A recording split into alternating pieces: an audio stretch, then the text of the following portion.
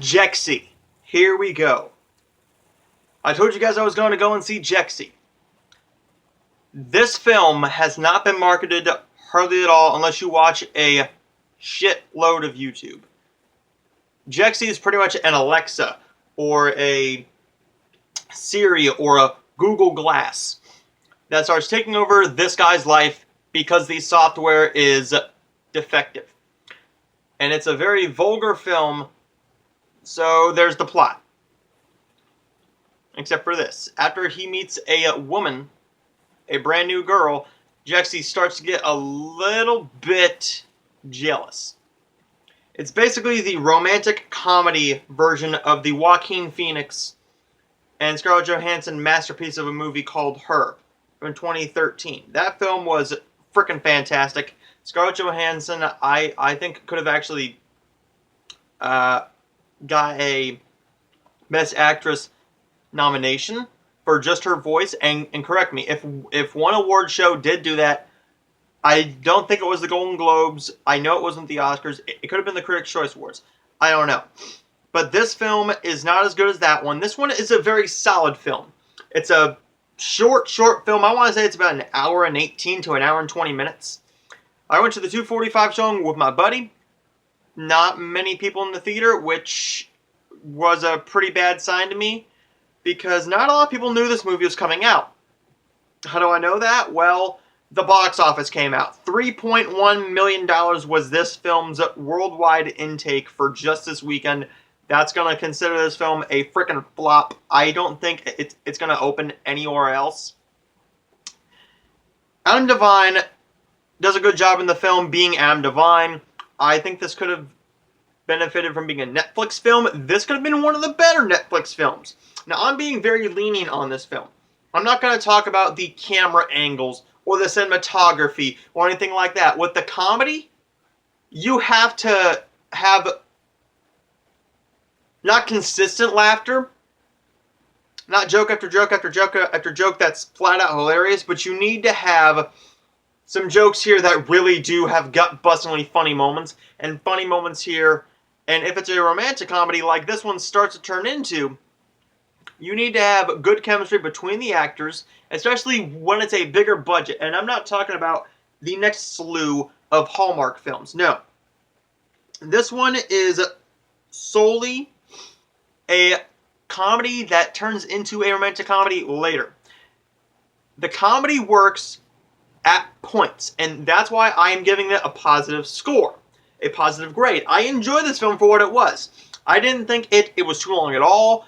I thought the pacing was really well done, and some of the jokes did fall flat, yes, but that's with most comedies. Not every single joke is going to hit, but the majority of them, for me, hit, but that's also one of my qualms with the film. That's one of my negatives with the film. There's too many jokes.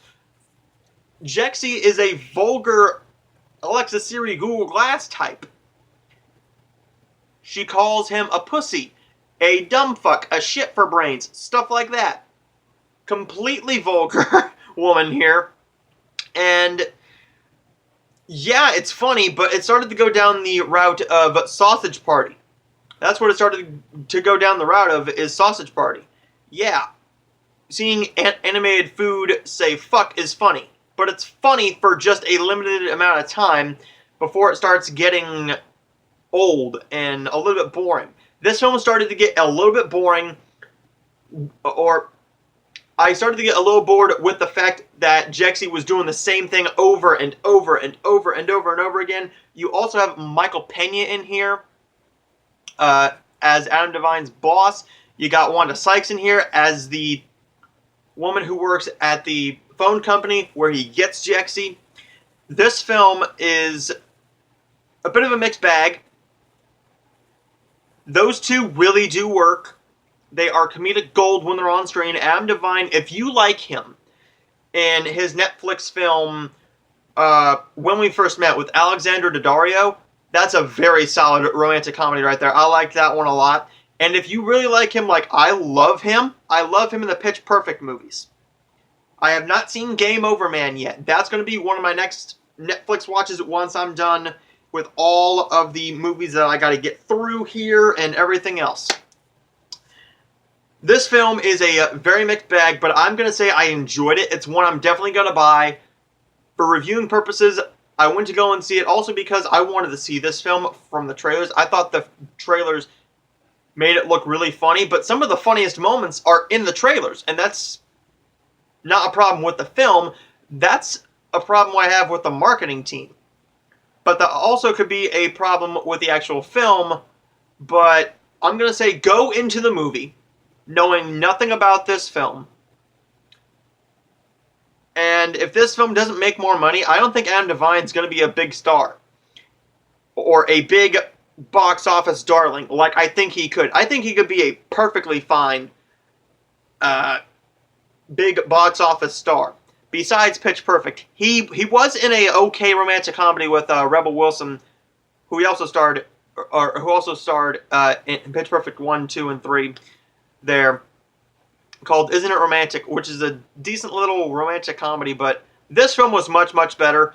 I'm going to give Jexi a B-. I enjoyed it for what it was, and I'm definitely glad I saw it. Definitely glad I gave my money to go and see this film and support this smaller film.